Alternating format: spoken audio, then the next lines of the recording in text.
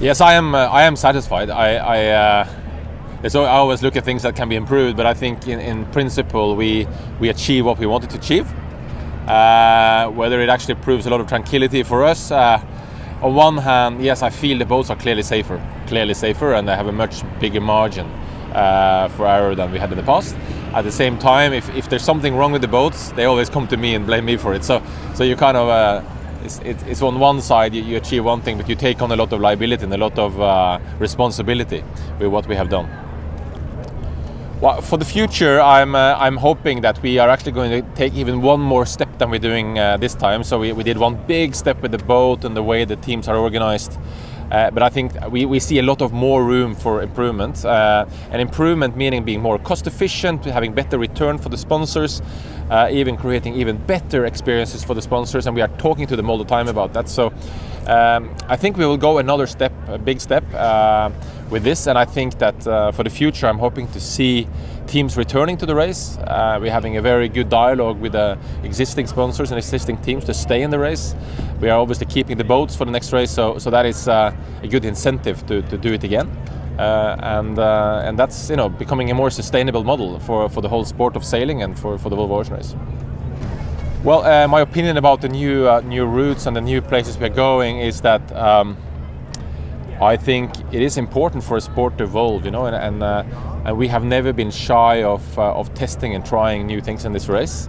I've always been a big believer in being innovative and pushing the heritage a bit, and pushing the history a bit, and not always do the same thing, because we need to explore and we need to bring the sport wider. So for me, China and the Middle East have been successes. We brought more sailors into the race, new countries following the race. UAE is one of our biggest TV countries. It's where most people per capita is actually watching our TV programs. China, we have starting to have a huge following now, because we are starting to have good Chinese sailors who really perform well in the race. And this was unheard of, and I think all sport need to evolve, and so do we.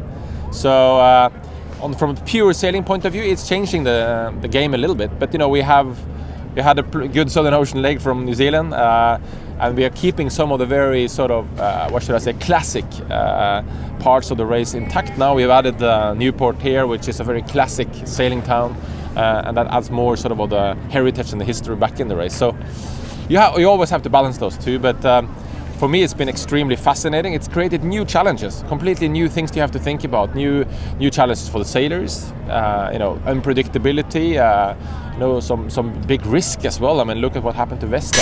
That was one of those classic legs in the sort of new territories. So yes, it's never easy, and the race is never supposed to be easy.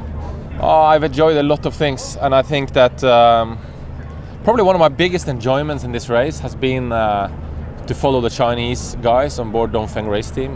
There's a lot of things I have done in this race and I've seen and I've experienced, but for me, we went to China first time in 2008-9, and that's now many years ago. And I remember the first press conferences where I had to explain what the sailboat was. And it's taken a long time, and finally now we're starting to break through.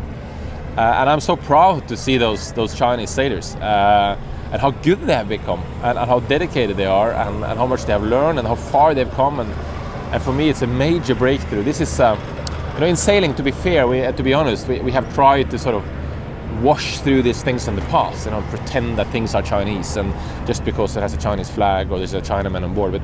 But this is real, and the guys are sailing really well. Well, I guess radical depends on how radical you can possibly be. There's so many.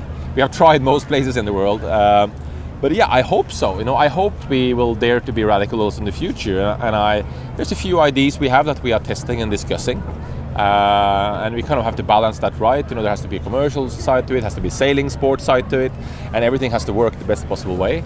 But there will always be an evolution, and I don't think there will ever be a Volvo Ocean Race with the exact same route as a previous one. There will never be. And I think there shouldn't be. I think there should always be new elements and an evolution. So how radical it will be, we will see. Time will tell. I think the risk that we want to mitigate in this race is what we call the material risk, the risk that is related to the equipment itself. So we want equipment to be built and designed and engineered strong enough so you can really do the job in any condition. That is to me fundamental, and I don't think the race loses any adventure because the boats break less. I think that the interesting risk and adventure is related to people. It's related to people's safety, how far you push them, how far you push in different conditions. And people have to remember that even these boats have a higher safety and better margins than in the past. They are very fast racing boats. And if the skippers make the wrong decisions, they can very, very clearly break even the boat, but clearly put the teams at considerable risk in big storms. And we have seen that many times. Even in the leg from New Zealand, now around Cape Horn, there was some pretty hairy moments, and the skippers would have to back off and take it a bit easier and push too hard, and one boat broke their mast. I mean, it's clearly still having plenty of adventure, and the disaster with Vestas just prove you what kind of risks you race under when you go so fast. Talking about adventure.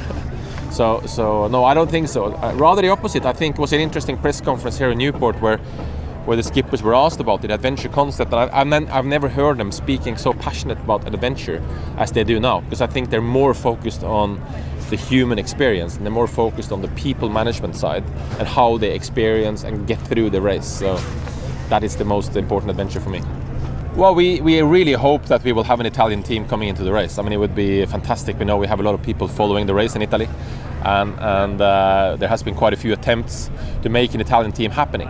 That said, what a team needs to happen is nothing really related to the country. It's more related to a few individuals that needs to put in an enormous effort. It is very often said by many of the famous leaders in this race that the most difficult thing in the World Voyage race is to get to the start line. And it is really hard to get to the start line. It's hard to sell a sponsorship, to put a project together, to make all the plans. It's complex, it is a big challenge to do this race. So as soon as you have someone in Italy who takes on that challenge and understands the task and really puts in the effort, I'm 100% convinced it's possible. And I'm really hoping we will see a Viva Italia boat. I wouldn't say that the onboard reporter was only my innovation, but it was certainly my implementation, and it didn't exist before I had this job. And I think that has been one of the biggest game changers that we have had. Not that we didn't have any content in the past, but I think the way it's now evolving, I can see finally, what I dreamt about when we started that. So the onboard reporter is, I think, something that makes Volvo Ocean Race different to anything else. There's no other sport.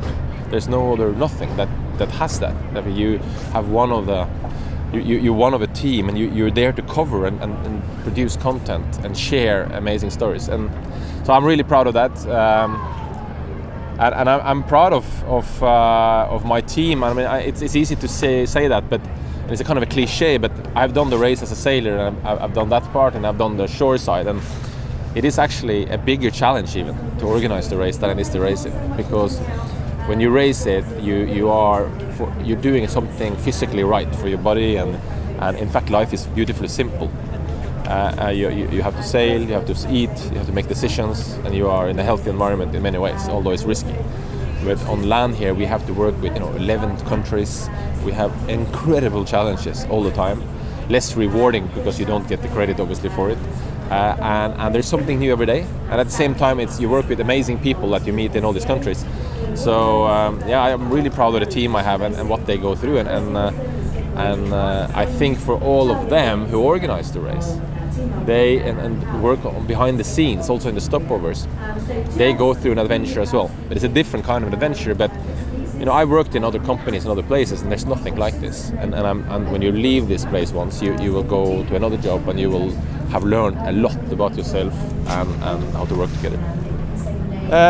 Probably I would pick the transatlantic leg because honestly, today I can't see myself doing a sort of 1 month long leg, and I like to stay with my family more than that now. And although maybe the leg from New Zealand would be fantastic, but I think my wife wouldn't like it.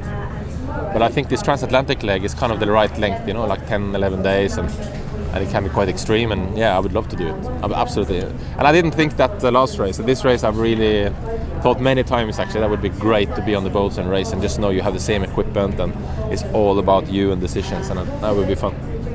I miss sailing more than the racing. For me the racing is, I'm kind of always race, so for me I know that if I race is to win, and I feel when I'm willing to give everything to win, and sacrifice everything to win. And I'm not there anymore. I don't, it's not important for me to win a sailing race the same way it was. So therefore I can't even imagine missing racing so much. But I like like racing a club race in Alicante with our small catamarans, and I think that gives me the same thrill that I used to have. But I miss sailing, and sailing is a beautiful it's a beautiful adventure in itself. And just to go out on the water and spend the whole day, leave the phones and the watches at shore, and just go outside and let the wind decide and enjoy just tranquility, and it's fantastic. I like it. I miss it, obviously.